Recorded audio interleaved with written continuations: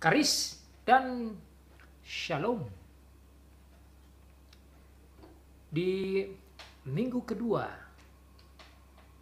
bulan Januari 2021, kita telah sampai ke pertengahan kitab Wahyu.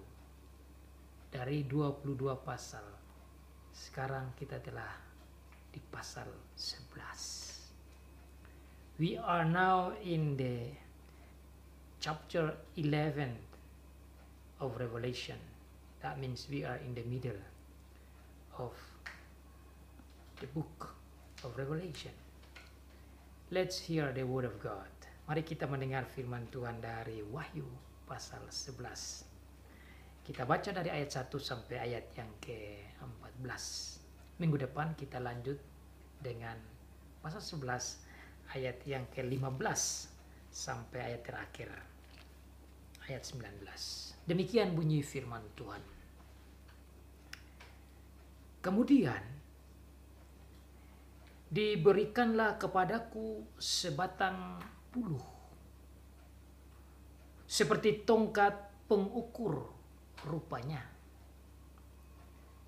dengan kata-kata yang berikut: bangunlah dan ukurlah bait suci Allah dan mezbah dan mereka yang beribadah di dalamnya. Tetapi kecualikan pelataran bait suci yang di sebelah luar, janganlah engkau mengukurnya, karena ia telah diberikan kepada bangsa-bangsa lain, dan mereka akan menginjak-injak kota suci 42 bulan lamanya. Dan aku akan memberi tugas kepada 2 saksiku, supaya mereka bernubuat sambil berkabung 1260 hari lamanya. Maka mereka adalah kedua pohon zaitun dan kedua kaki dian yang berdiri di hadapan Tuhan semesta alam. Dan jikalau ada orang yang hendak menyakiti mereka, keluarlah api dari mulut mereka, menghanguskan semua musuh mereka. Dan jikalau ada orang yang hendak menyakiti mereka, maka orang itu harus mati secara itu. Mereka mempunyai kuasa menutup langit, supaya jangan turun hujan selama mereka bernubuat.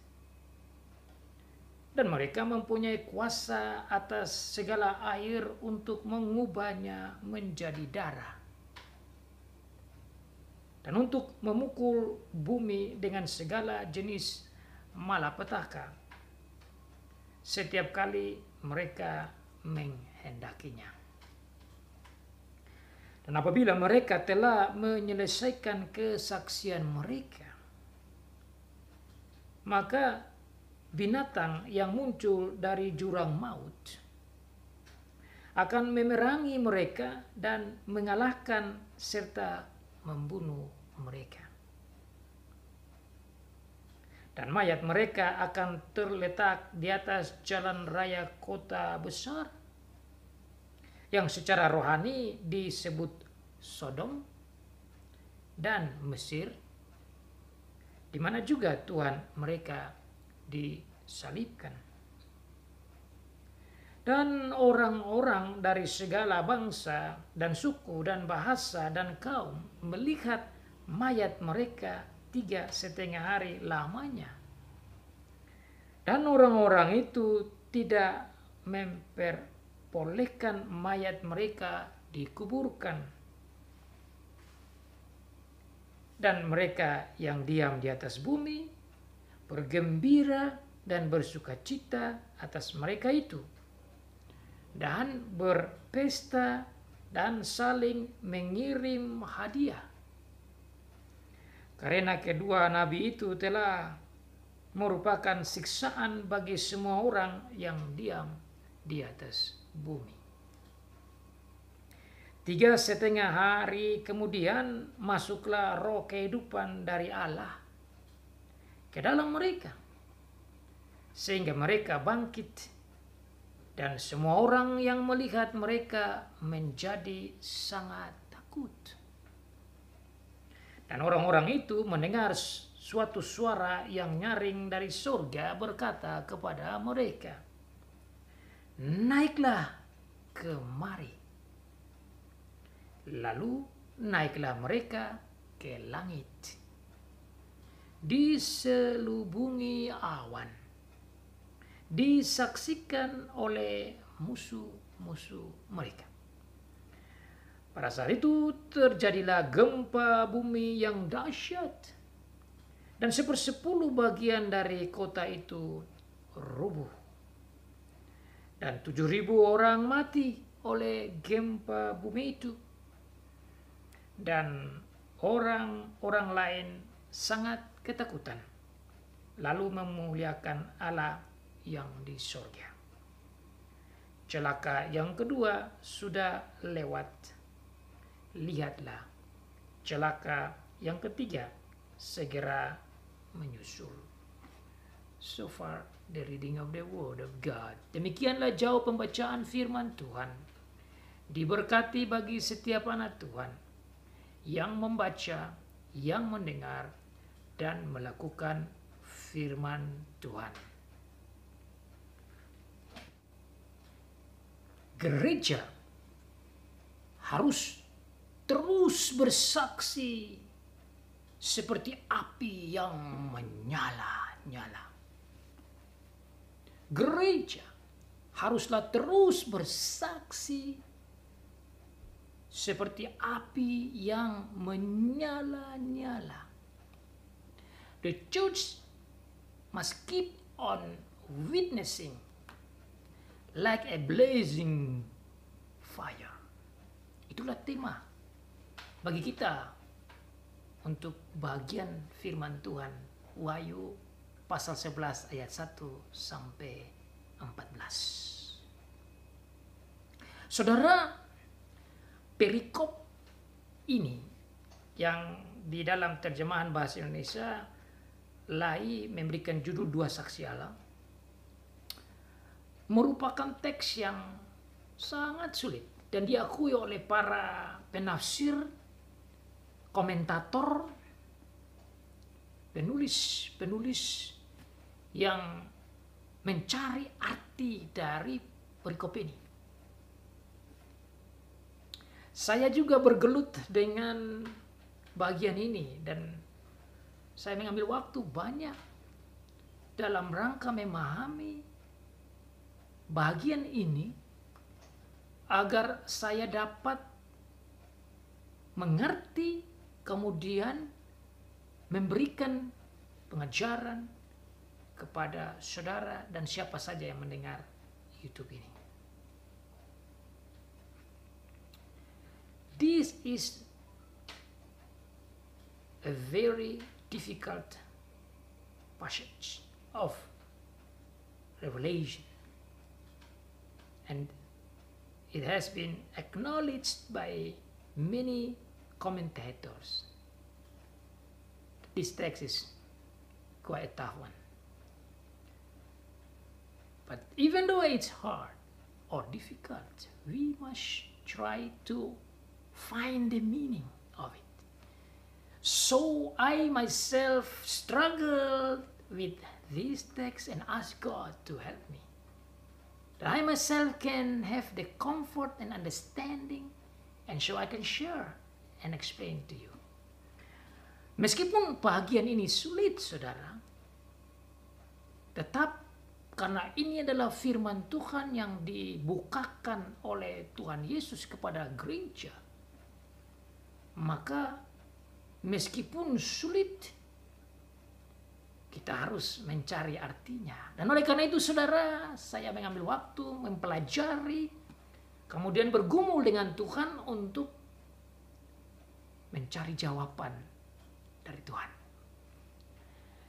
Saudara, saya sangat terhibur dengan apa yang Tuhan sampaikan lewat inspirasi setelah saya memohon di dalam doa untuk lebih memahami akan arti bagian perikop ini. Dan saya mendapat pengertian bahwa untuk memahami bagian pasal 11 ayat 1 sampai ayat yang ke-14 ini, kita harus melihatnya lewat pasal 10 yang minggu lalu kita telah pelajari bersama. In order to understand this part, I got the inspiration from God that we must understand through the context of the Bible, which is seen from chapter 10 that we have learned last week. Dalam pasal yang ke-10, saudara, izinkan saya untuk mereview kembali agar kita bisa bersama melihat arti pasal yang ke-11, perikop pertama. Minggu lalu saudara dan saya telah belajar sisipan pertama setelah kita bersama-sama belajar tentang sangkakala yang pertama sampai sangkakala yang ke-6. Sebelum masuk ke sangkakala yang ke-7, di mana terdapat murka Allah yang dahsyat lewat cawan-cawan murka yang akan dilaksanakan oleh Tuhan, terdapat dua sisipan di dalam pasal 10 dan pasal yang ke-11. So chapter 10 and chapter 11 were given by God in the middle of trumpet number 6 and trumpet number 7. So that's why before we understand chapter 11 first part, we must also remember chapter 10. And in chapter 10, I have summarized that in chapter 10, you have the triune God, the mighty angel is our Lord Jesus Christ, the seven thunders is the Father, and the voice from heaven is our Lord, Holy Spirit, God the Spirit. Jadi saudara, minggu lalu kita belajar, dan sekali lagi itu pun merupakan pergumulan saya untuk mencari jawaban apa arti pasal yang ke-10 sebelum kita belajar tentang sangkakala yang ke-7. Tuhan lewat Rasul Yohanes menyampaikan sisipan pertama, yaitu berbicara pasal 10, dan di sana kita belajar tentang the mighty angel coming down from heaven, dan mighty angel atau malaikat yang kuat yang turun dari surga itu saya melihat sebagai Tuhan Yesus Kristus sendiri. Kenapa? Karena terdapat penampakan diri malaikat yang kuat ini bagaikan penampakan Tuhan Allah baik di perjanjian lama maupun perjanjian baru, termasuk di kitab Wahyu yang minggu lalu saudara telah belajar. Bersama dengan itu, selain kita tahu di pasal yang ke-10 ada Tuhan Yesus, juga terdapat 7 guru yang kata-katanya itu tidak boleh dibukakan, dan saya melihat itu sebagai Allah Bapa. Kemudian ada suara dari surga kepada Rasul Yohanes, itu saya melihat sebagai Allah Roh Kudus. Dengan demikian saudara, pasal 10 menarik perhatian jemaat saudara dan saya untuk melihat Allah Tritunggal. So the point of chapter 10 is to get the attention and focus of the church, which is you and me, to see the importance of the presence and the power of our triune God, Father, Son, and Holy Spirit. So that we should not worry too much about the seals and the wars and the seas and the death and the suffering, etc., etc., including all the locusts and other thing, and then also the punishment of God through the trumpet number 7. But the attention should be given to God. That is, for me, is amazing. For me, that is a very, very deep comfort. And also for me, this is very, very wise. Ini adalah cara pemberitaan yang sangat bijak, yang sangat menghibur, dan sangat menguatkan. Kenapa? Karena dengan memberitakan sisipan pasal 10 tentang Bapa, Anak, dan Roh Kudus Allah Tritunggal di antara sangkakala yang membawa berita tentang penghukuman dan penghakiman dan kesusahan terhadap bumi, jemaat diminta untuk mengambil perhatian dan fokusnya kepada Allah Tritunggal. Maksudnya apa? Jangan takut kepada hukuman yang terjadi, jangan takut terhadap peperangan baik peperangan bersifat dunia atau peperangan antar suku atau antar bangsa atau antar kakak adik, antar keluarga atau antar kaum atau apa. Tapi fokus pada Tuhan Allah, Bapa, Anak, dan Roh Kudus yang mengatur itu semua. Jangan takut pada virus-virus dan penyakit-penyakit yang datang, tapi fokuslah kepada Allah Bapa, Anak, dan Roh Kudus. Jangan takut kepada barang-barang yang mahal akibat peperangan. Jangan takut pada makanan yang menimbulkan kelaparan oleh karena begitu tingginya, mahalnya bahan makanan. Tetapi fokuslah kepada Tuhan. Jangan takut terhadap berbagai macam bencana alam yang datang menghantam industri pertanian dan perkebunan dan kehutanan dan air laut dan air tawar. Bahkan juga gerakan, pergolakan dan semua goncangan-goncangan langit. Jangan takut terhadap itu. Tetapi fokuslah kepada Bapa, Anak, dan Roh Kudus. Saya melihat demi cara begitu, saudara. Menurut saya ini sangat menghibur. Maka saudara, pasal 10 ini penting untuk kita perhatikan dalam melihat arti pasal 11. That's why chapter 10 is very important in order to understand chapter 11. Another thing that I like to share is about actually the end of chapter 10. Poin yang lain yang saya ingin sampaikan selain berbicara tentang Allah Bapa, Allah Anak, Allah Roh Kudus di dalam pasal 10 yang memberikan hiburan yang dalam dan kekuatan yang luar biasa bagi kita. Bagian terakhir dari pasal 10 di dalam konteks ini sangat penting. Di dalam memahami pasal 11. Mari kita lihat pasal yang ke-10 ayat yang ke-10 dan 11. Lalu aku mengambil kitab itu dari tangan malaikat itu, yaitu Tuhan Yesus. Yohanes ambil dan memakannya. Di dalam mulutku ia terasa manis seperti madu, tetapi sesudah aku memakannya, perutku menjadi pahit rasanya. Maka ia berkata kepadaku, engkau harus bernubuat lagi kepada banyak bangsa dan kaum dan bahasa dan raja. Menurut saya ini adalah ayat kunci menuju ke pasal 11. I think these verses are the key verses, specifically verse 11.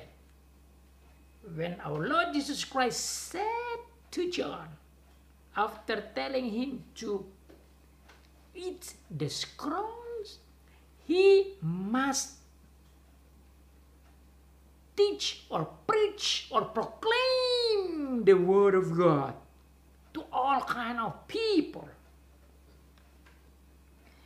Rasul Yohanes dipanggil, diperintahkan di dalam ayat 11 untuk melaksanakan tugas pemberitaan firman, memproklamasikan, mengkhotbahkan, mengajarkan, menyampaikan firman Tuhan ke seluruh bumi, kepada bangsa, kepada kaum, kepada orang-orang dengan berbagai bahasa, dan bahkan kepada raja-raja. Itu berarti lapisan masyarakat, lapisan manusia, mulai dari level paling rendah, anak-anak, sampai level yang paling tinggi, orang tua sekalipun, termasuk pemimpin-pemimpin kerajaan dan negara yang dikatakan raja-raja.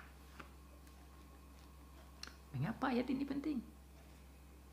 Karena dari ayat inilah saudara lihat dalam sisipan kedua, sebelum berbicara tentang isi trompet sangkakala yang ketujuh, berisikan murka Allah yang dahsyat. Berbicara dalam pasal 11 tentang mengukur bait Allah dan mezbahnya dan orang-orang percaya yang ada di dalamnya. Menurut saya, pasal 11 meskipun bicara tentang dua saksi, sekaligus berbicara tentang the body of Christ, tubuh Tuhan Yesus, yaitu gereja. Yang ini akan saya bahas satu persatu di dalam perikop ini. Jadi pasal 10 atensinya harus kepada Bapa, Anak, dan Roh Kudus di dalam rangkaian gambaran semua hukuman dan penghakiman Allah, tetapi bersama dengan melihat Bapa dan Anak dan Roh Kudus Allah Tritunggal yang mengatur semua ini. Pasal 11 atensi diarahkan yang kedua kepada gereja. Makanya saya kasih tema pasal 11 perikop pertama ini berbunyi, gereja haruslah bersaksi terus bagaikan api yang menyala-nyala. Saya gunakan kata api karena dalam ayat di perikop ini juga berbicara, mereka berbicara bagaikan api. The church must keep on giving the witness like a blazing fire. Gereja menjadi perhatian yang kedua sebelum berbicara tentang sangkakala yang ketujuh. Mari kita lihat apa yang Tuhan bicara tentang gereja. Kemudian diberikanlah kepadaku sebatang bulu, kepadaku yaitu kepada Yohanes, sebatang bulu. Itu adalah semacam bambu, alat pengukur. Dalam bahasa asli dan bahasa Inggris dikatakan itu semacam tongkat pengukur. Kalau bahasa sekarang dikatakan meter. Bahasa Inggris itu meter itu datang juga dari bahasa asli, itu meter pengukur. Jadi Rasul Yohanes mendapat atau diberikan tongkat pengukur untuk mengukur bait Allah, mezbah, dan orang yang beribadah.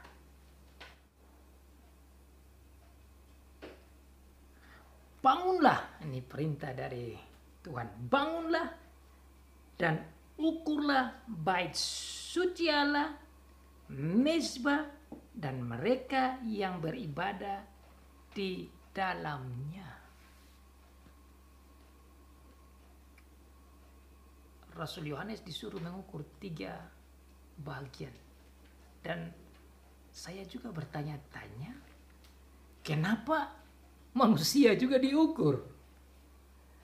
Maka ini saudara hanya bisa dipahami perikop ini dengan makna figuratif, makna kiasan, makna simbol, arti di balik penglihatan ini.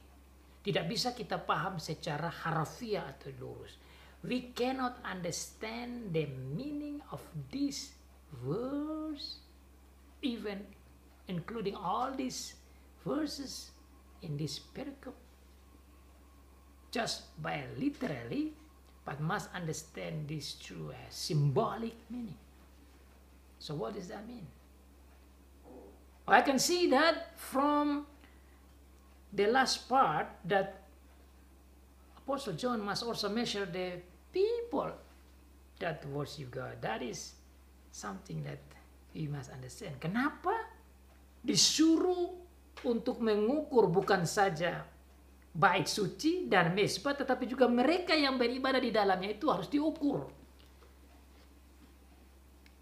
Kalau saudara mendengar perintah untuk mengukur bangunan dalam arti bait Allah, ya itu biasa. Tetapi kalau mengukur manusia yang beribadah, ya ini kan satu hal yang lain. Nah, kalau saudara baca ayat selanjutnya, maka kita makin memahami apa maksud dari bagian pertama dari pasal 11. Maka saya perlu baca ayat yang kedua. Tetapi kecualikan, put it away, exception, ada eksepsi, pengecualian, yaitu pelataran bait suci yang di sebelah luar. Jangan engkau mengukurnya, karena ia telah diberikan kepada bangsa-bangsa lain dan mereka akan menginjak-injak kota suci 42 bulan lamanya. Ayat 2 menunjukkan kepada kita bahwa dalam hal mengukur ada batasnya, ada limitasinya, ada aturannya.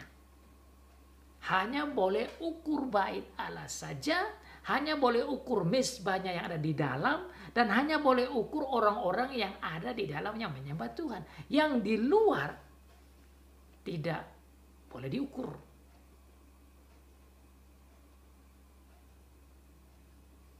Apa maksudnya? Saya melihat ini bahwa tatkala Rasul Yohanes diperintahkan untuk mengukur hanya bagian dalam dari kitab, dari bait Allah dan mezbah dan orang-orang di dalamnya, bukan yang di luar, menunjukkan bahwa yang dimaksud dengan mengukur itu adalah bagian pemilikan, bahwa bait Allah adalah milik Allah, mezbah adalah milik Allah, dan orang-orang yang ada di dalamnya itu adalah milik Allah. This part and people belong to God, while the outsiders is not God's. Dengan demikian saudara, saya melihat bagian yang diukur ini milik Allah, tidak lain adalah gereja. Maka atensi yang saya bilang tadi itu, atensi sekarang ini adalah pada gereja. Gereja mendapat perhatian dari Allah sebagai milik pusaka Allah, sementara yang di luar gereja bukan dihitung sebagai milik Allah. Meskipun Allah menciptakan mereka. Tetapi yang tidak percaya kepada Bapa, Anak, dan Roh Kudus itu dilihat sebagai bukan milik Allah.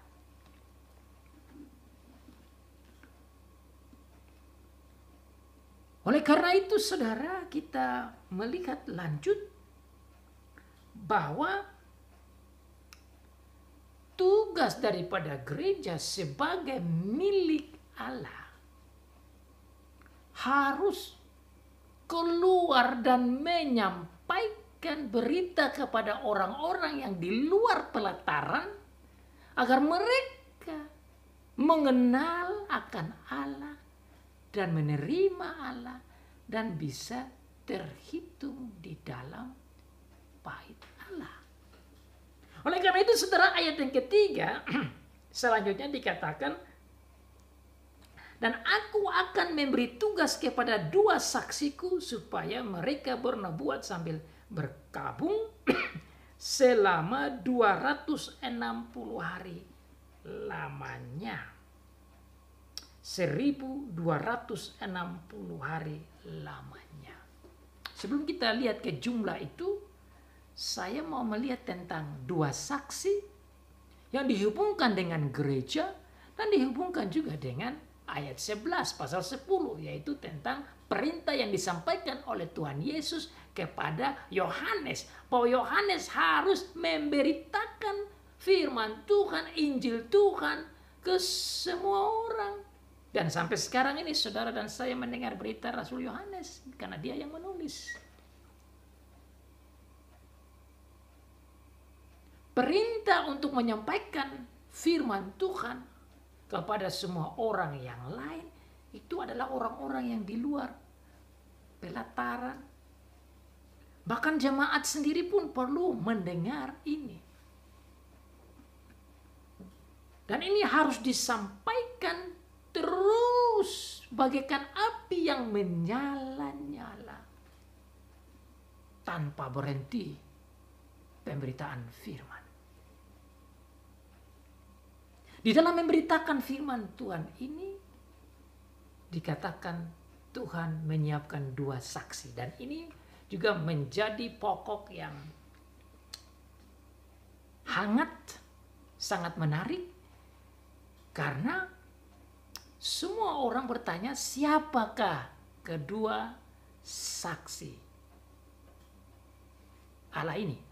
Who are these 2 witnesses? There are a lot of commentators talking different way. Banyak penafsir memberikan penafsirannya dan pengertiannya dengan berbagai pendapat masing-masing. Dan saya ingin menyampaikan apa yang saya pahami. Menurut saya, yang dimaksud 2 saksi ini yang bernubuat sambil berkabung, ini bukan berbicara tentang 2 orang saja secara harfiah, tetapi yang saya melihat yang dimaksud dengan 2 orang saksi ini adalah berbicara tentang gereja itu sendiri, yang di dalamnya ada hamba-hamba Tuhan, yang di dalamnya ada pelayan-pelayan Tuhan yang terpanggil untuk memberitakan firman Tuhan ke muka bumi, kepada bangsa, kepada bahasa, kepada kaum, kepada raja-raja. Itu tugas gereja. Makanya tadi gereja diukur, bait Allah diukur, mezbah diukur, orang-orang di dalamnya diukur. Dan bersama dengan itu, kedua saksi yang mewakili gereja perjanjian lama dan gereja perjanjian baru. So these 2 witnesses are the representatives of the believers in the Old Testament and the servant of God in the Old Testament and the prophets in the Old Testament, as well as the believers and the apostles and the servant of God in the New Testament, including us, the church right now. Jadi yang dimaksud dengan 2 saksi ini dalam pemahaman saya adalah orang-orang percaya yang ada di perjanjian lama dan hamba-hamba Tuhan yang ada di perjanjian lama dan nabi-nabi yang ada di perjanjian lama bersama dengan hamba-hamba Tuhan dan orang-orang percaya di perjanjian baru, termasuk gereja yang hidup yang ada pada akhir zaman ini, including the believers and servant of God that are living in the end of age right now. You and me, including here. Saudara dan saya, apalagi hamba-hamba Tuhan, harus bersaksi. Gereja harus bersaksi bagaikan 2 saksi ini. Sebagai milik Allah, dipanggil untuk bersaksi terus seperti api yang menyala, memberikan sinar cahaya surgawi firman Tuhan. You and me should be like a fire shining the word of God. Like a blazing fire. Give the shine to the world about the gospel of our Lord Jesus Christ. Just as mentioned to John. Giving and preaching and proclaiming and witnessing about the word of God, the gospel about our Lord Jesus Christ to the nation, to the language of people who speak different language, and to the kings and the tribes, everyone from lower level up to higher level, from very, very young age up to the very old age people. That they should understand and listen to the word of God. Itu yang saya lihat, dua saksi yang harus memberitakan firman Tuhan. Memberitakan firman Tuhan bagaimana? Nah, ini dalam penerjemahan bahasa Indonesia saya perlu sampaikan sedikit lain. Dikatakan di sana, dua saksiku ini atau gereja bernubuat atau bersaksi sambil berkabung. Dalam bahasa Inggris dia katakan demikian.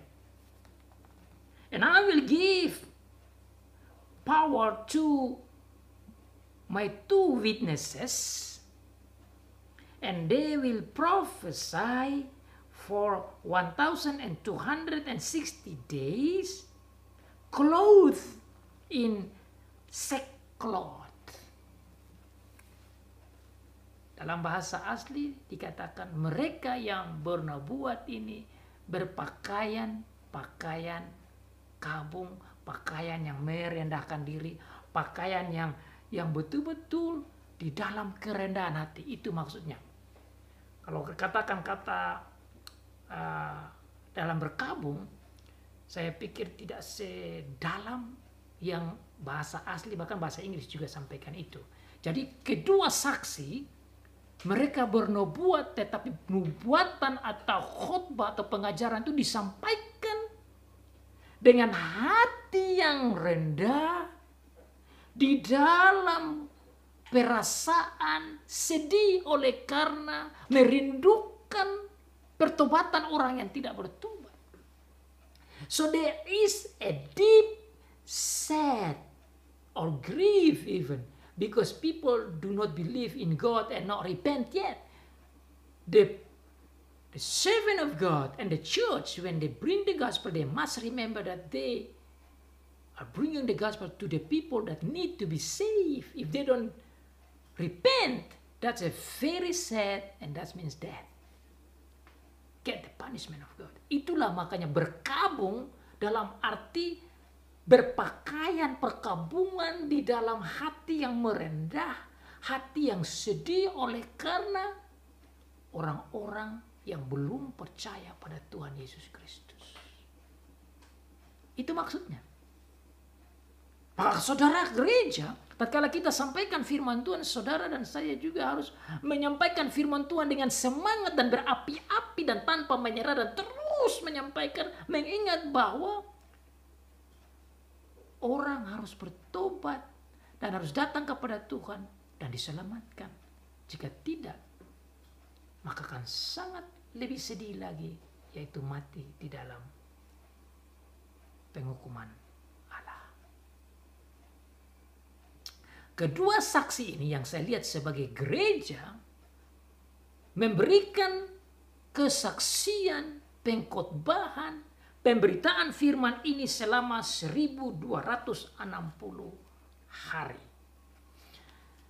Saya menghitung akan jumlah 1260 hari dibagi dengan 30 hari, karena 30 hari itu dalam satu bulan, kemudian dibagi lagi dengan 12 bulan untuk satu tahun, maka saya mendapat 1260 hari ini sama dengan 3,5 tahun. Ungkapan 3,5 tahun ini muncul lagi saudara tatkala dikatakan dalam kalimat 42 bulan. Karena 1260 hari sama dengan 42 bulan, sama dengan 3,5 tahun. Dan luar biasa, 3,5 tahun ini ada hubungan juga dengan 3,5 hari tatkala dua saksi itu mati dan dibangkitkan. Nah, istilah 3,5 tahun justru muncul juga di dalam kitab Daniel pasal 7. Dan saya baca itu ayat yang ke-27. Untuk menolong kita memahami arti 3,5 tahun, bahkan 3,5 hari. Daniel pasal yang ke-7 ayat yang ke-26 dan 27 saya baca itu.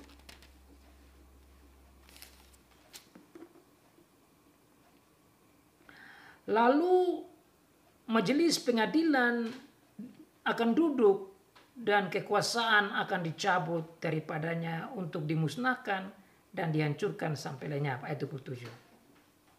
Maka pemerintahan, kekuasaan, dan kebesaran dan kerajaan-kerajaan di bawah semesta langit akan diberikan kepada orang-orang kudus, umat yang maha tinggi. Pemerintahan mereka adalah pemerintahan yang kekal.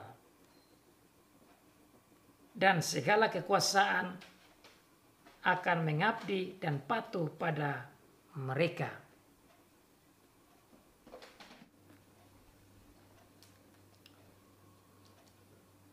Bersama dengan ayat yang ke-27, di dalam ayat yang ke-25 berbicara tentang masa.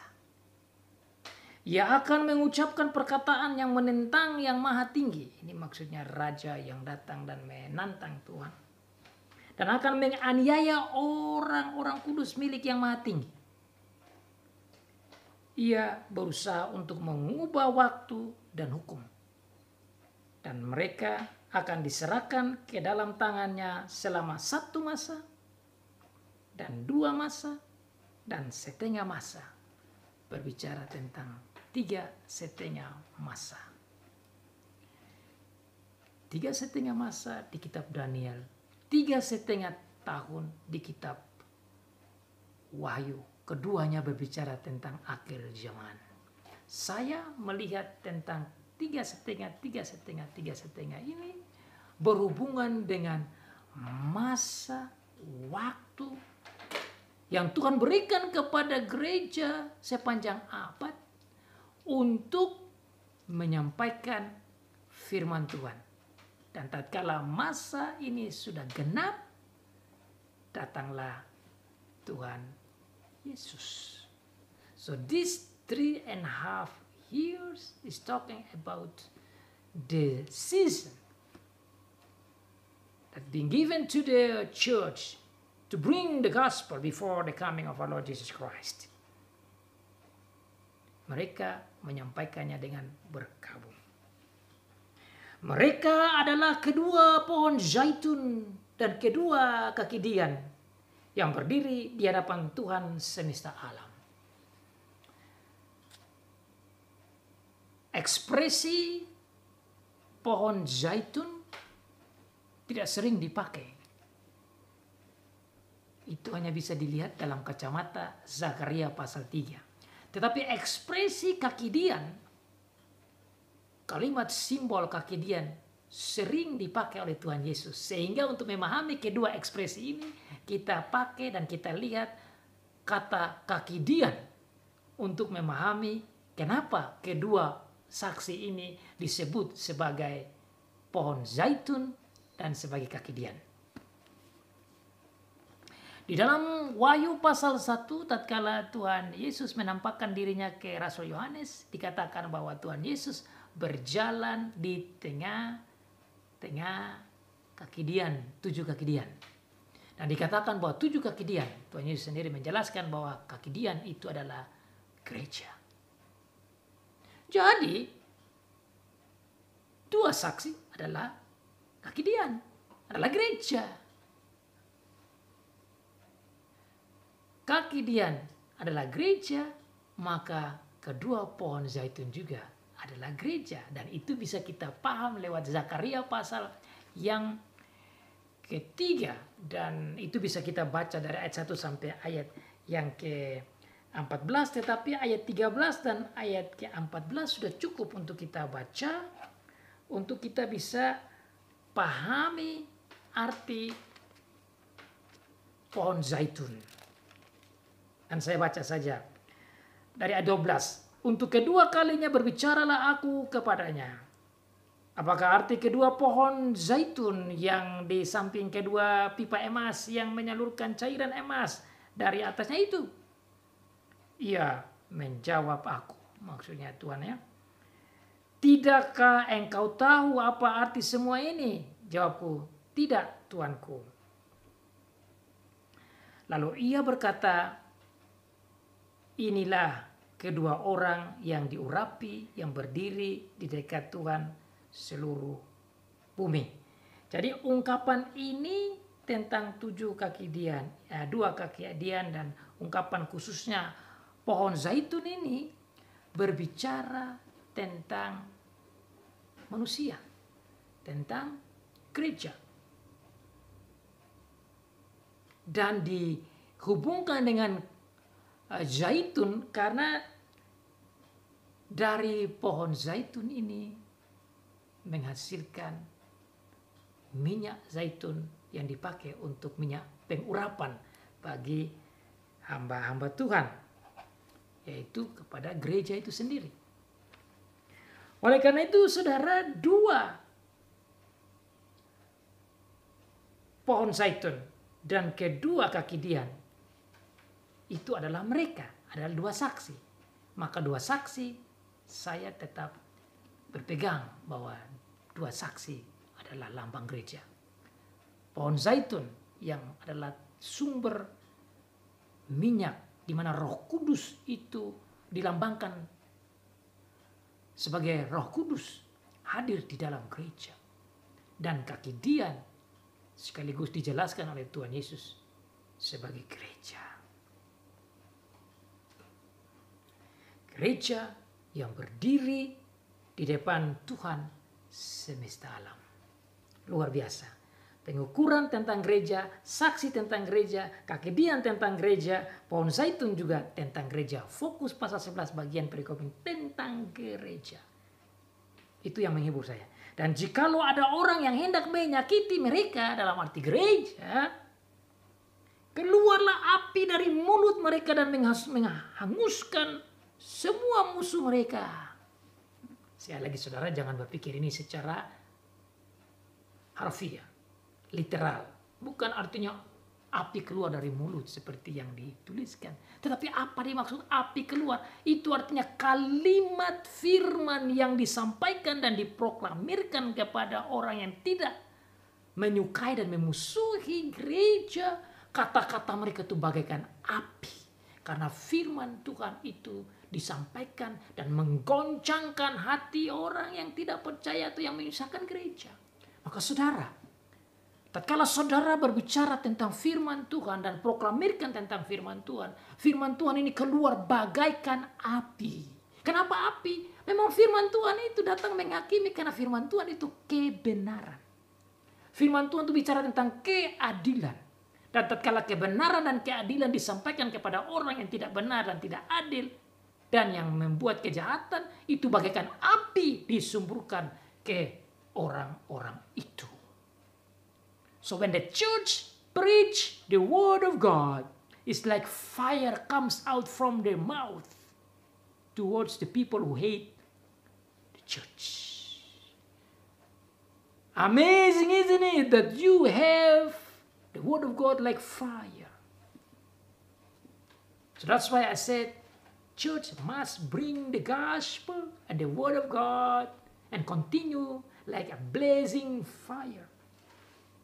Api keluar dari mulut, dan saudara, mari kita terus menyampaikan firman Tuhan, bersaksi. Dan kalau ada orang yang tidak percaya dan menyusahkan kita menyampaikan firman Tuhan, apa yang firman Tuhan kita sampaikan itu bagaikan api yang menghanguskan. Ini luar biasa, saudara. Maka penting kita pegang firman Tuhan untuk sampaikan kepada orang. Jangan saudara sampaikan firman saudara atau kata-kata saudara, tapi sampaikanlah firman Tuhan supaya itu menjadi seperti api. Itu yang dikatakan oleh Tuhan. Api keluar dari mulut mereka menghanguskan semua musuh mereka. Ini jelas, saudara. Orang boleh saja pretending atau pura-pura seperti tidak hancur di hati. Tapi kalau firman kebenaran disampaikan, orang yang berbuat jahat itu bagaikan api menghanguskan dadanya dan dirinya. Karena firman Tuhan itu benar, firman Tuhan itu menghanguskan, firman Tuhan itu adil. Tatkala orang yang mau buat jahat melawan firman Tuhan. Ini luar biasa. Dan jikalau ada orang yang hendak menyakiti mereka, dalam arti gereja,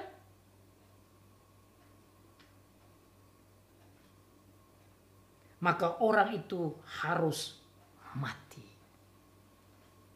Ini terjemahan ini dalam bahasa Inggris juga bilang begitu. Saya baca saja. Kalau di dalam bahasa Inggris sudah mati secara itu, tapi bahasa Inggris sebenarnya bahasa asli juga tidak bilang begitu, hanya bilang mati. Orang yang mau mengharm, mau menyakiti gereja, orang itu akan mati. Saya baca di ayat yang ke-5 bahasa Inggris.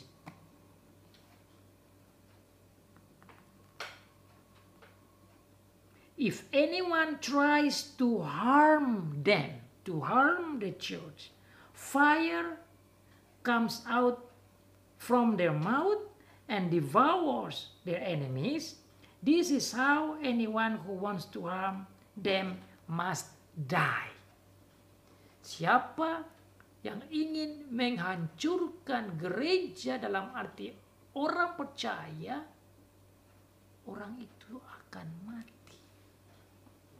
Saya kira ini luar biasa. Ini kita kadang-kadang takut terhadap orang yang mau menghancurkan gereja, mau menghancurkan maksudnya umat Tuhan. Kita takut mendengar itu atau menghadapi itu. Tetapi Tuhan bilang di sini, orang yang buat jahat kepada gereja atau orang percaya, orang itu akan mati. Berarti Tuhan itu adil. Siapa yang berbuat ketidakadilan kepada umat Tuhan, siapa yang membuat kejahatan kepada umat Tuhan, secara busuk dan jahat orang itu akan mati. Menurut saya ini liburan. Dan memang Tuhan juga sudah katakan sebelum bahwa orang yang mati syahid, yang martir karena kebenaran, karena firman, itu dikumpul oleh Tuhan dan lihat oleh Tuhan. Tetapi siapa yang berbuat itu, dia akan dihukum dan dikatakan akan mati.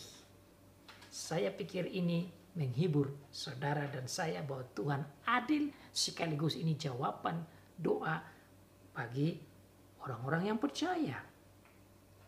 Mereka, sekali lagi dua saksi yang saya lihat sebagai gereja, mempunyai kuasa menutup langit supaya jangan turun hujan selama mereka bernubuat, dan mereka mempunyai kuasa atas segala air untuk mengubahnya menjadi darah dan untuk memukul bumi dengan segala jenis malapetaka setiap kali mereka menghendakinya. Tentu saudara berpikir, wah, siapa yang bisa begini? Oh, memang tidak semua orang bisa berbuat hal seperti ini, tetapi ada makna rohani yang menunjukkan bahwa gereja bisa buat itu, dalam arti gereja perjanjian lama, gereja perjanjian baru itu bisa. Dan memang faktanya di perjanjian lama ada terjadi itu. Saudara mau ingat? Itu saudara bisa lihat di dalam 1 Raja-Raja pasal 17. Anggota gereja dalam hal itu diwakili oleh Elia. Tatkala orang yang tidak percaya Tuhan, Ahab dan istrinya yang menjadi musuh gereja, dan banyak orang yang tidak percaya yang menyembah Baal, menyembah berhala, itu dibuktikan oleh gereja Tuhan menyertai gereja dalam hal ini hamba Tuhan, Dan apa yang hamba Tuhan katakan itu terjadi. Mari kita lihat di dalam 1 Raja-Raja pasal 17. Lalu berkatalah Elia orang Tisbe dari Tisbe Gilead kepada Ahab, raja yang tidak taat Tuhan. Demi Tuhan yang hidup, Allah Israel yang kulayani, sesungguhnya tidak akan ada embun atau hujan pada tahun-tahun ini, kecuali kalau ku katakan, unless I say, then there will be rain, but otherwise no rain for these years. Look at that, that's a church. Of course, not all servant of God in the Old Testament can do that, but this shows the church. Ini membuktikan the power, kuasa gereja, dan bukan gerejanya, tapi Tuhannya. Makanya saudara, jangan kita lihat manusianya, tapi kita lihat Tuhan. Tuhan yang membuat ini, Tuhan yang memberikan kuasa ini. Dan inilah yang merupakan ringkasan bagaimana gereja di Perjanjian Lama, bahkan gereja di Perjanjian Baru juga, dengan lewat Rasul Paulus dan rasul-rasul yang lain, itu menunjukkan kuasa-kuasa yang super luar biasa, menunjukkan betapa hebatnya kuat kuasa Tuhan lewat gereja. Juga ada dikatakan satu simbol yang lain, mereka punya kuasa untuk bisa rubah air menjadi darah. They have the power to change the water into blood. Dalam sejarah gereja ada itu terjadi. Kapan? Dalam kitab Keluaran pasal 7, 8 dan seterusnya, di sana diceritakan bagaimana gereja yang ditunjukkan lewat Musa. Dalam sejarahnya Musa bisa membuat air menjadi darah lewat kekuatan Tuhan. Itu buktinya. That is the proof of the power of God through the church. Through the church. As the meaning of verse 6. Itulah arti ayat yang ke-6. Dan mereka bisa membuat malapetaka. Oh, saudara lihat waktu zaman Musa itu, banyak sekali tula demi tula yang terjadi pada zaman Musa di Mesir. Makanya Mesir ini disebutkan lagi di ayat selanjutnya. Kita akan sampai ke situ. Dan apabila mereka telah menyelesaikan kesaksian mereka, maka binatang yang muncul dari jurang maut akan memerangi mereka dan mengalahkan serta membunuh mereka. Binatang yang keluar dari jurang maut, saya lihat ini tidak lain yaitu simbol dari si iblis, si ular tua, setan yang melawan hamba-hamba Tuhan.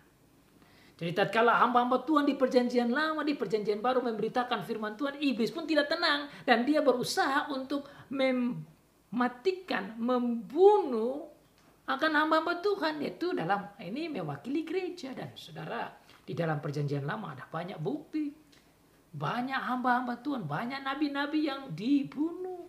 Di dalam Perjanjian Baru juga banyak hamba-hamba Tuhan, rasul-rasul, bahkan Tuhan Yesus sendiri dibunuh, dilempar, misalnya Stefanus, dan seterusnya.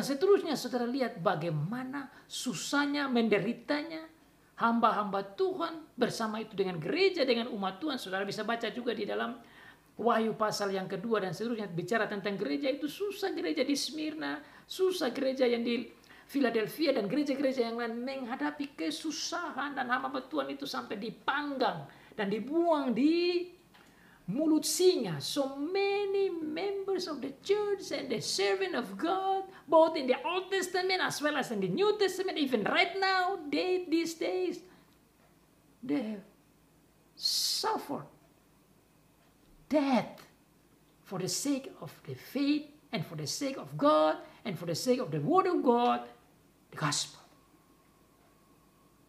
Karena firman Tuhan, karena Injil Tuhan mereka mati. Jadi saudara, kita belajar yang terjadi di Perjanjian Lama terhadap gereja dan terhadap hamba-hamba Tuhan, dan juga apa yang terjadi di Perjanjian Baru terhadap gereja dan terhadap hamba Tuhan.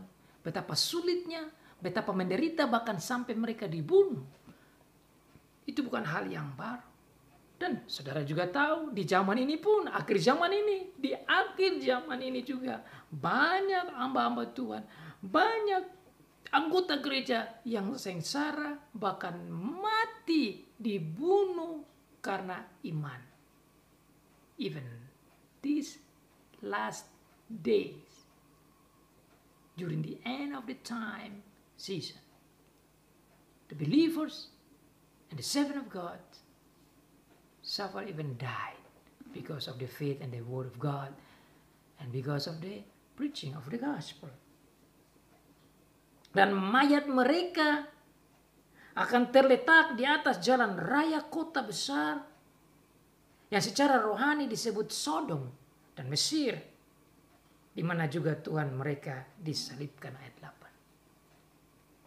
8. Ayat ini menunjukkan bahwa orang-orang yang percaya itu mati di daerah-daerah orang yang tidak mendengar firman Tuhan seperti yang ada di Mesir. Tatkala zaman orang Israel di Mesir, orang-orang Mesir bersama pimpinannya tidak mendengar firman Tuhan, maka dikatakan Mesir menunjukkan lambang ketidakpercayaan dan ketidaktaatan kepada Tuhan. Sodom juga merupakan tempat yang sama, menunjukkan ketidaktaatan dari orang-orang Sodom yang begitu jahat. Dan Tuhan Yesus juga mati di Yerusalem, juga menunjukkan bagaimana ketidaktaatan orang Yahudi dalam melawan Tuhan dan membunuh Tuhan Yesus di Yerusalem. Jadi inilah tempat-tempat yang menunjukkan simbol ketidaktaatan dari negara, bangsa, kota, tempat. Sehingga orang-orang yang percaya dibunuh di tempat-tempat seperti itu.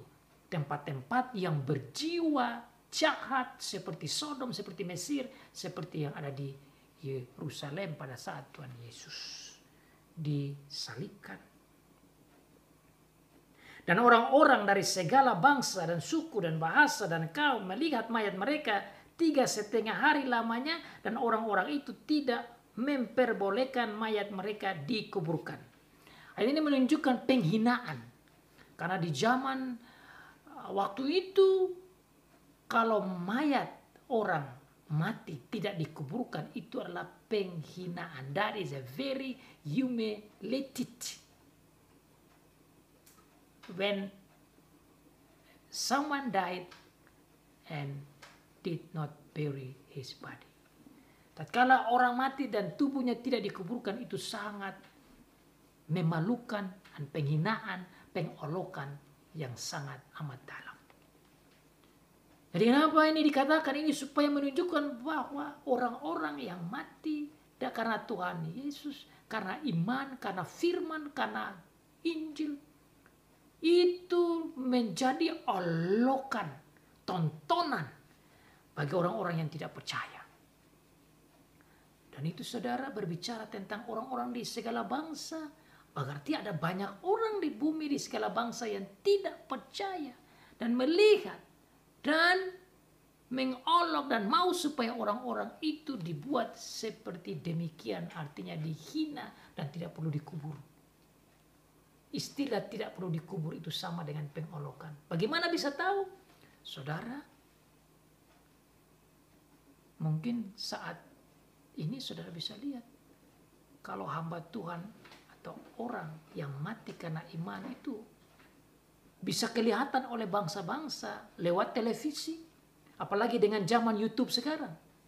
Itu bisa jadi tontonan di mana-mana kalau gereja, umat Tuhan, hamba Tuhan menjadi martir, menjadi tontonan. Dan orang yang membunuh itu seperti senang karena mereka bisa membunuh, menyusahkan gereja. Dan kalau itu terjadi, saudara sudah lihat, inilah gereja menghadapi hal seperti ini yang Tuhan sudah sampaikan.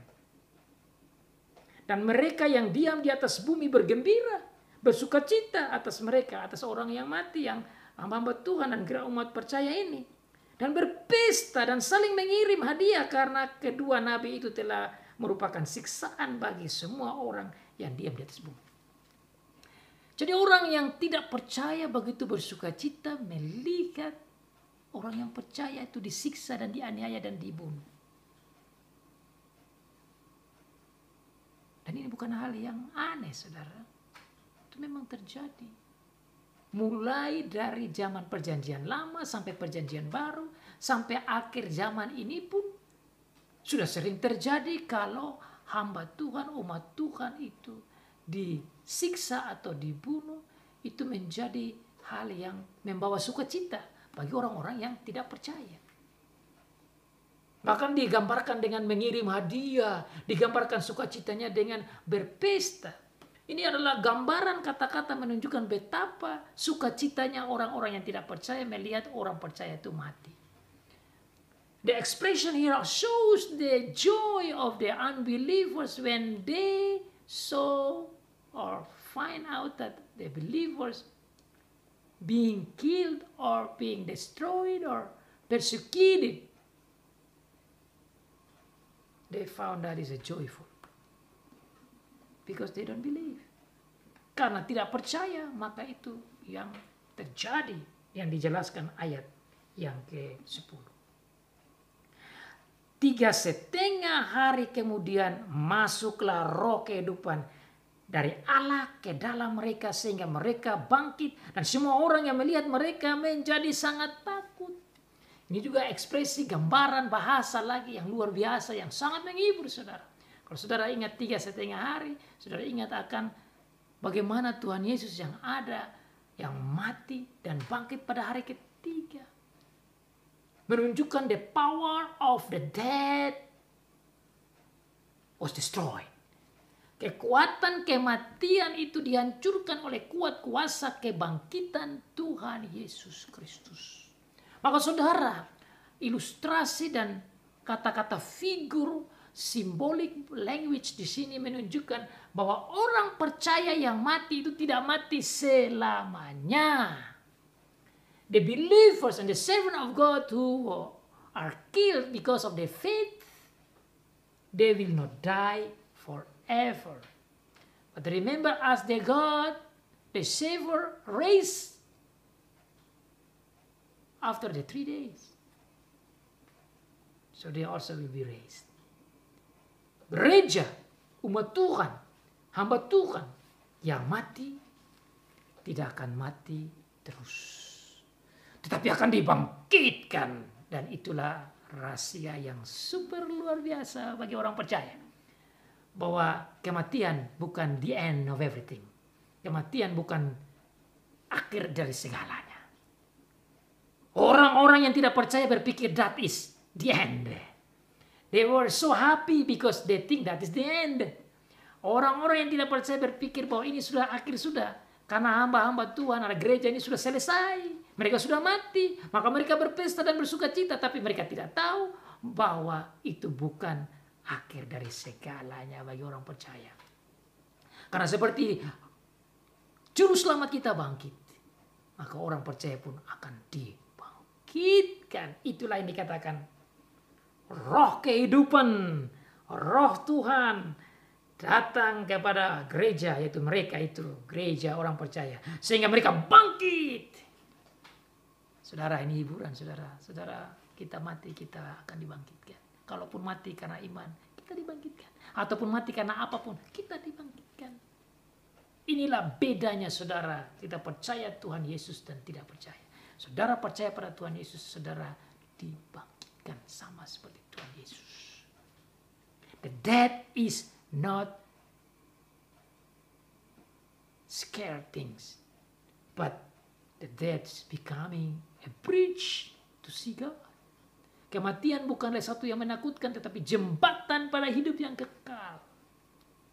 Like a bridge going to God. So you dead in God, you will be raised. Mati dan dibangkitkan. Dan semua orang yang melihat menjadi sangat takut. Orang yang tidak percaya akan kaget dan takut. Karena apa? Karena orang percaya dibangkitkan. dibangkitkan. Nah ini saudara akan terjadi pada akhir zaman, pada saat Tuhan Yesus datang. Semua ini akan clear. Semua ini akan menjadi jelas. Apakah firman Tuhan ini benar atau tidak? Apakah kata-kata Tuhan Yesus benar atau tidak? Apakah Tuhan Yesus Allah atau tidak? Apakah kita selamat dalam Tuhan Yesus atau tidak? Ini akan nyata di akhir zaman saat Tuhan Yesus datang. Sekarang semua boleh katakan kita salah, mereka benar, yang lain yang paling benar, tidak apa-apa. Tetapi firman Tuhan tidak akan salah, dan saat Tuhan Yesus datang, saudara yang percaya akan dibangkitkan. Dan saudara yang tidak percaya akan melihat apa yang terjadi. Dan dikatakan di sini, yang tidak percaya itu akan lihat dan takut. Melihat menjadi takut. Dan orang-orang itu ayat 12 mendengar suatu suara yang nyaring dari surga berkata kepada mereka. Orang-orang yang melihat kebangkitan orang-orang percaya, orang-orang yang melihat kebangkitan hamba-hamba Tuhan, orang-orang yang melihat kebangkitan orang-orang yang ikut Tuhan Yesus, mendengar, ini pada akhir zaman, mendengar suara yang nyaring dari surga berkata kepada mereka, naiklah kemari. Berarti suara ini datang dari surga. Ya ini tidak lain yaitu Tuhan Allah sendiri. This is not other than the word of God from heaven. Say to the believers, say to the member of the church, the body of Christ, come up.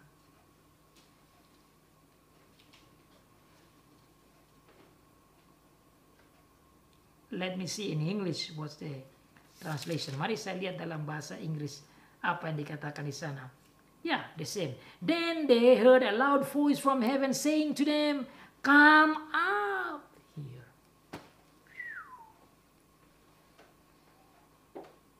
What a beautiful message.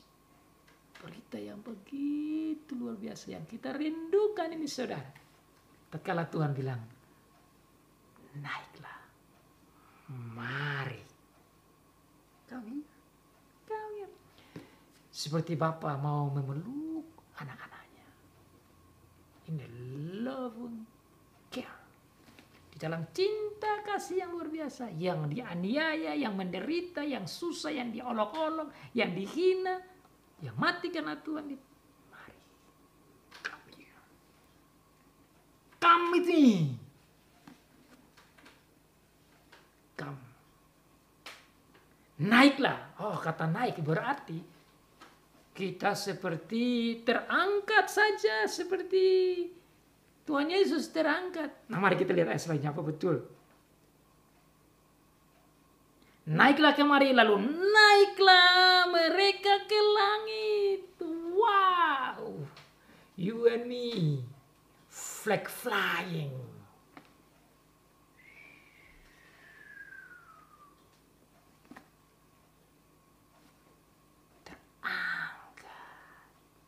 Bangkit, hidup kembali, terangkat, disaksikan oleh orang-orang yang lain dan mereka takut.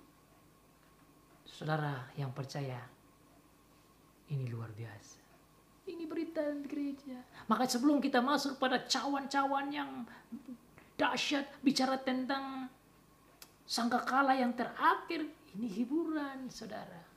This is the deep comfort for you and me. How you die in God, but will be raised and will be going up. Akan naik ke atas, diselubungi awan-awan. Naik ke atas, diselubungi awan-awan. Terus naik. Bersatu dengan Tuhan. Berfellowship dengan Tuhan. Ini hanya terjadi karena percaya pada Tuhan Yesus sebagai juru selamat. Dan sebelum itu terjadi saudara, waduh luar biasa Tuhan sudah bukakan bagi kita. It's amazing that before that happened, our Lord Jesus Christ already opened for you and me. You get the secret. Kita dapat rahasia ini. Sehingga kita boleh melihat ke depan, kita boleh merindukan bahwa satu saat tatkala kita mati kita akan bangkit dan naik bersama. Kalaupun kita masih hidup, Tuhan Yesus juga katakan kita akan terangkat bersama-sama dengan orang yang mati, dibangkitkan dan terangkat bersama-sama. Kita boleh merindukan ini, kita boleh melihat ini. We can long for this, that we all will be raised up together to heaven and will be going up and cover with the clouds. Disaksikan oleh musuh-musuh mereka. So, the enemies of us that hate us as believer will see that.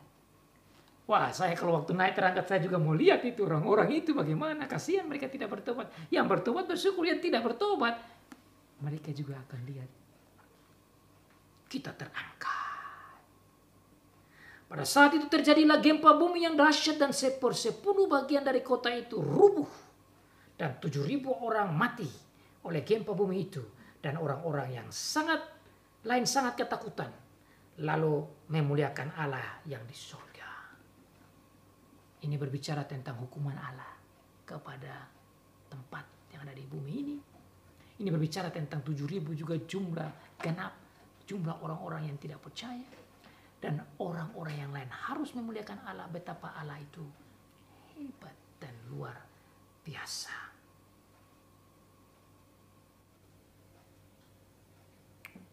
Peristiwa seperti ini Tuhan sudah bukakan, saudara. Ditutup dengan orang memuliakan Tuhan, berarti mau tidak mau dia harus dimuliakan. Karena fakta kebenaran ini. Bahwa Tuhanlah yang buat semua ini.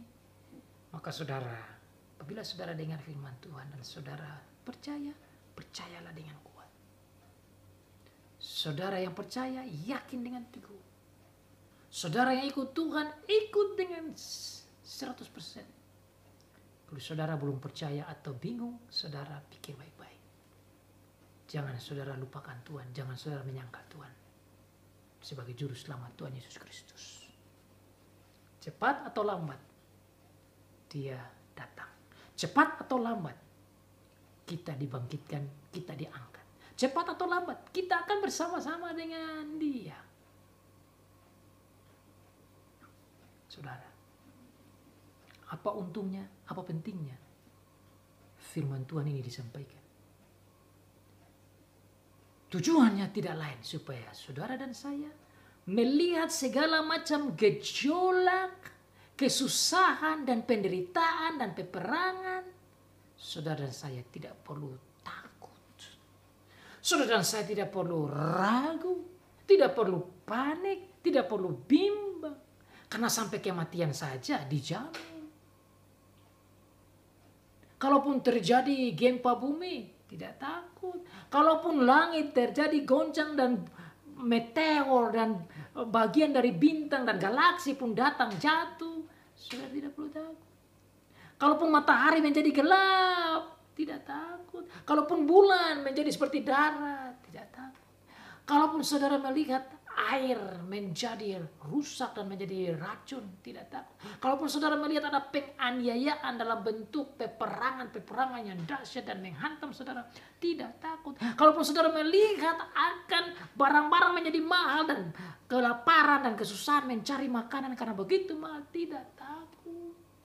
Kalaupun saudara melihat peperangan yang hebat dengan api, dengan berbagai macam senjata muktakhir, ataupun yang luar biasa sekalipun, saudara tidak takut. Kalau saudara melihat pedang yang datang, saudara tidak perlu takut. Kalaupun harus mati, saudara, ingatlah firman Tuhan. Ingatlah pasal 10, ada Allah Tritunggal Bapa, Anak dan Roh Kudus. Ingatlah pasal 11, perikop pertama berbicara tentang betapa tugas saudara dan saya terus memberitakan firman. Betapa kalaupun kita beritakan dan kita mati, ada rahasia kebangkitan dan kita akan naik bersama-sama dengan Tuhan. That is the deep comfort for you and me in understanding chapter 11, perikop 1 verse. Before we go to next perikop about trumpet number 7, the last trumpet. Sebelum kita memahami lebih dalam tentang hukuman-hukuman Allah yang datang lewat sangkakala yang terakhir, saudara dan saya belajar tentang baiknya Tuhan, tentang hebatnya Tuhan, tentang kasihnya Tuhan, tentang luar biasanya Tuhan, tentang dalamnya perhatian Tuhan. Maka pasal 11 bagian pertama ini mengingat saudara saya Let's bring the gospel and proclaim the word of God continually, without end, until death, bringing like a blazing fire, shining to the world for God's name. Gereja, saudara dan saya dipanggil untuk terus bersaksi, terus memberitakan firman, terus berkhotbah, terus mengajar, terus menyampaikan firman Tuhan. Bagaikan api yang menyala-nyala, bersinar, bercahaya bagi dunia, kepada bangsa dan kaum dan bahasa dan kepada raja-raja, untuk mengenal Tuhan, memuliakan Tuhan, bertobat, dan mengikuti Tuhan. Tahun 2021 adalah tahun berkat. Kita mulai dengan semangat pemberitaan firman, dengan jiwa pemberitaan luar biasa, dengan jiwa yang disampaikan oleh Tuhan kepada Rasul Yohanes. Teruslah bernubuat, teruslah berkhotbah, teruslah menyampaikan firman, teruslah menjelaskan firman, teruslah memproklamirkan Injil Tuhan, firman Tuhan. Bagaikan api yang menyala-nyala sampai datangnya Tuhan Yesus yang kedua kali. Amin.